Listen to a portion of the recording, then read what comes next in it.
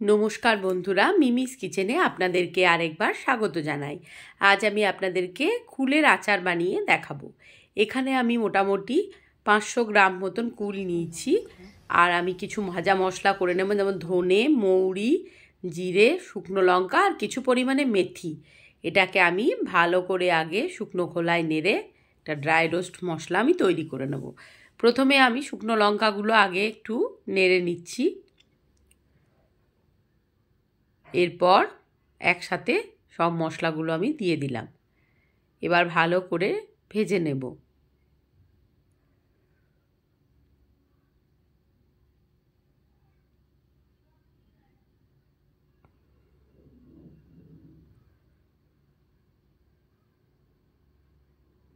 যে কোনো আচারই খেতে খুবই ভালো লাগে, সে কুলই হোক বা আমের আচার হোক, আমড়ার আচার হোক। এবার কড়াইয়ের মধ্যে আমি দিয়ে দিলাম খানিকটা জল। এবার আমি আন্দাজ মতন গুড় আমি এর মধ্যে দিয়ে দিচ্ছি।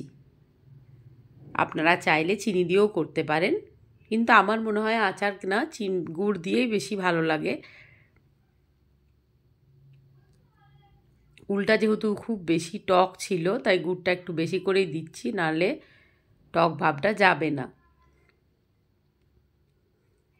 এখানে প্রায় আমি 500 গ্রাম মতন গুড় দিয়ে দিচ্ছি।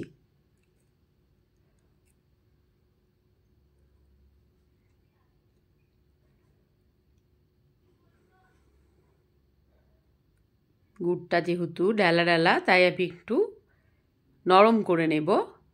দেখুন, পাক করে নিচ্ছি ভালো করে গুড়ের।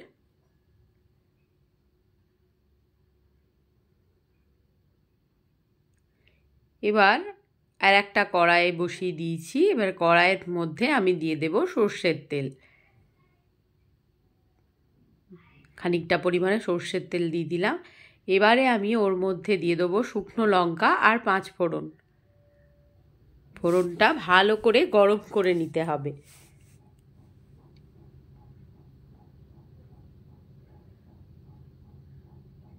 খুন্তি দিয়ে একটু নেড়ে নিলাম।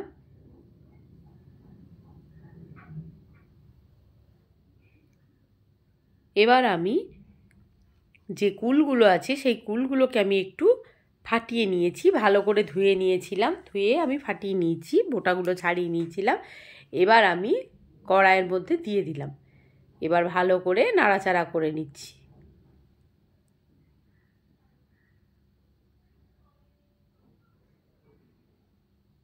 এবার পরিমাণ মতন নুন দিলাম।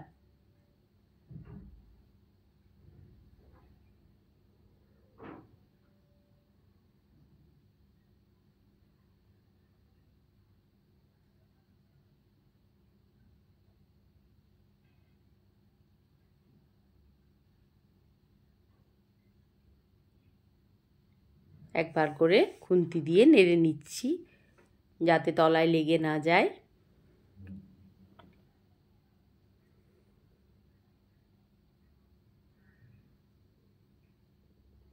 এরপর যে গুড়টাকে আমি একটু জাল দিয়ে রেখেছিলাম, সেই গুড়টার জলটা পুরোটাই আমি ওর মধ্যে দিয়ে দিলাম।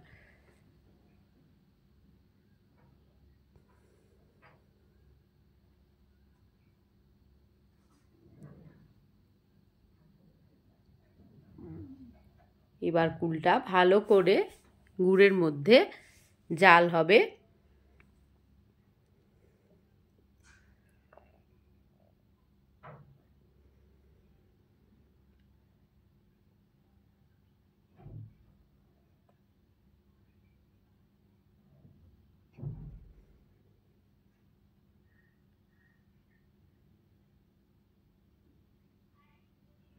দেখুন কেমন ফুটে উঠেছে।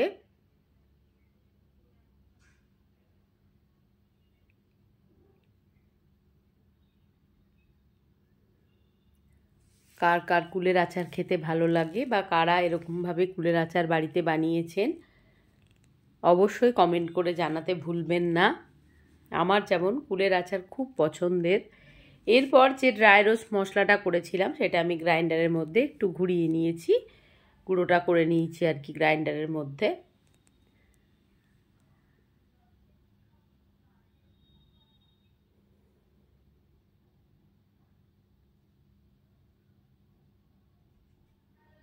যখন বেশ আঠা আঠা হয়ে যাবে জালটা,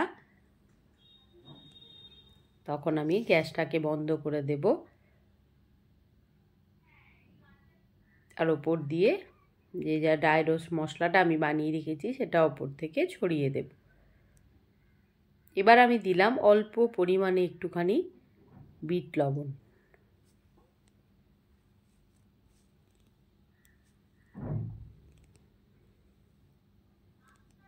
পর ভাজা মশলাটা দিয়ে দিচ্ছি চামচে করে।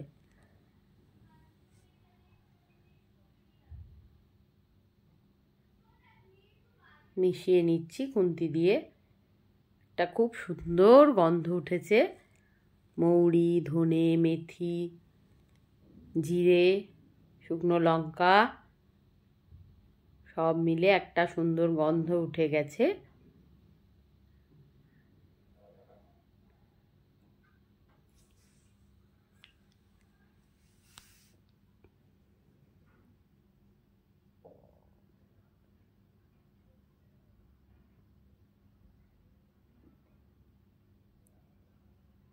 এইভাবে আচার করে রেখে দিলে অনেক দিন অবধি ভালো থাকে। ব্যাস, কুলের আচার আমার তৈরি। ভিডিওটি ভালো লাগলে like, comment, share and subscribe করে আমার পাশে আপনারা